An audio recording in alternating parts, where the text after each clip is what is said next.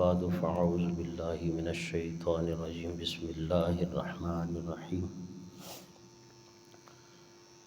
سامعین محترم، آج کے ہمارے درس کا عنوان ہے روزے کی حقیقت۔ عام طور پر یہ سمجھا جاتا ہے کہ صبح سے شام تک کھانا پینا جماع کو چھوڑ دینا ہی روزہ ہے، اور بس یہ سوچ غلط ہے۔ روزہ صرف کھانا پینا چھوڑنے کا نام نہیں ہے، بلکہ روزہ ہم سے اس بات کا تقاضا کرتا ہے کہ ہم غلط کام چھوڑ دیں، جھوٹ نہ بولیں، کسی کی چغلی نہ کھائیں، عیب جوئی نہ کریں، کسی کو تنگ نہ کریں، اور زبان سے کوئی بری بات نہ کہیں، وغیرہ وغیرہ۔ نبی کریم صلی اللہ تعالیٰ علیہ وسلم نے ارشاد فرمایا کہ جو شخص جھوٹ اور برے کام کو نہ چھوڑے، اللہ تعالیٰ کو اس کے کھانا پینا چھوڑنے کی ضرورت نہیں ہے۔ یہ حدیث پاک ہے، اور یہاں جھوٹی بات سے ہر ناجائز گفتگو اور برے کام سے ہر برا کام مراد ہے۔ حدیث پاک بڑی جامع ہے، 2 جملوں میں ساری چیزیں بیان کر دیں حضور صلی اللہ تعالی وسلم نے۔ جھوٹ اور برے کام ہر وقت اور ہمیشہ ممنوع ہیں، لیکن روزے کی حالت میں زیادہ برے ہیں، کیونکہ اس سے روزے اور ماہ رمضان کی بے حرمتی ہوتی ہے۔ اور دوسرا جو ہمارے ہاں یہ ہے کہ گالم گلوچ وغیرہ کرنا روزے کی حالت میں، اس سے بھی حضور صلی اللہ تعالی وسلم نے منع فرمایا کہ جس طرح کھانے پینے سے ہم رک جاتے ہیں تو گالم گلوچ سے بھی ماہ رمضان مبارک میں رک جانا چاہیے، اور گندی باتوں سے، اس سے روزے کو بہت بڑا نقصان پہنچتا ہے۔ نبی کریم صلی اللہ تعالی علیہ وسلم نے ارشاد فرمایا اذا کان صوم احدکم فلا يرفث ولا يدخب فإن صابه احد او قاتله فليقل انی امرؤ صائم۔ اگر کوئی شخص روزے سے ہو تو وہ نہ فحش گوئی کرے اور نہ وہ شور مچائے۔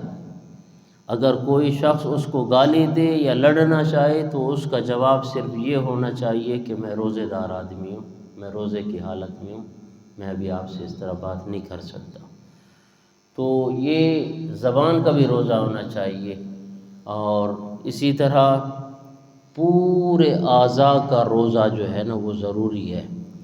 ایک حدیث پاک میں ہے کہ جب روزہ رکھو تو صرف پیٹ کا روزہ نہیں ہونا چاہیے، بلکہ جسم کے سارے اعضاء کا روزہ ہونا چاہیے۔ ہاتھ ظلم و زیادتی سے جو ہے نا وہ رک جائیں، پاؤں بری جگہ پر چلنے کی جانے سے اجتناب کریں، زبان بد زبانی سے جو ہے نا وہ اجتناب کرے، غیبت، گالی گلم گلوچ وغیرہ سے جو ہے نا وہ بھی روزہ رکھے، اور کان بری بات سننے سے جو ہے وہ روزہ رکھیں، آنکھیں حرام چیز دیکھنے سے روزہ رکھیں، اور دل بری بات سوچنے سے روزہ رکھیں۔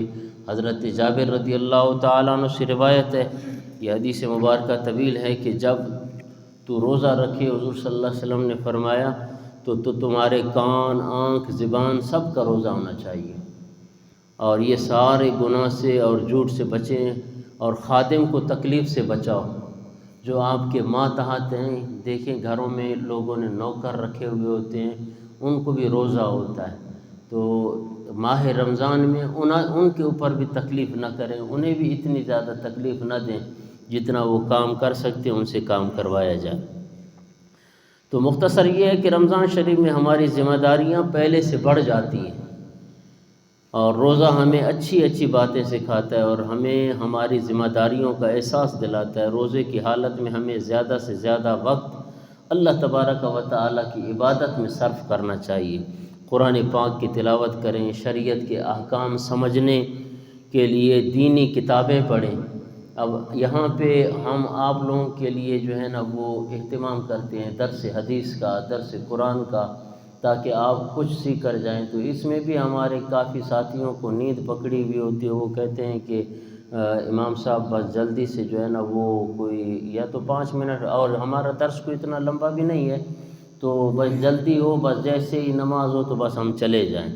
تو بہرحال یہ ایک بابرکت مہینہ ہے، یہ خوش نصیب والوں کو ملتا ہے، تو یہ بار بار لمحے نہیں آیا کرتے۔ ہم اپنی صفوں میں دیکھیں، کل تک جو ہمارے ساتھ موجود تھے آج وہ ہم میں موجود نہیں ہیں، کل ہم بھی نہیں ہوں گے۔ تو یہ نصیب والوں کو نصیب ملتا ہے، تو کم از کم جتنی زندگی ہے اللہ اور اس کے رسول کی یاد میں، اللہ کے ذکر میں جو ہے نا وہ گزرنی چاہیے۔ رمضان مبارک کے علاوہ دوسرے مہینوں میں نفلی روزے رکھنے کا بھی بڑا ثواب ہے۔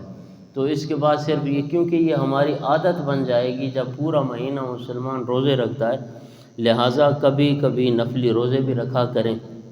دعا ہے کہ اللہ تعالی ہمیں رمضان مبارک کو ٹھیک طرح سے گزارنے اور اس کا ادب و احترام کرنے کی توفیق نصیب فرمائے۔ وما علیہ الا البلاغ۔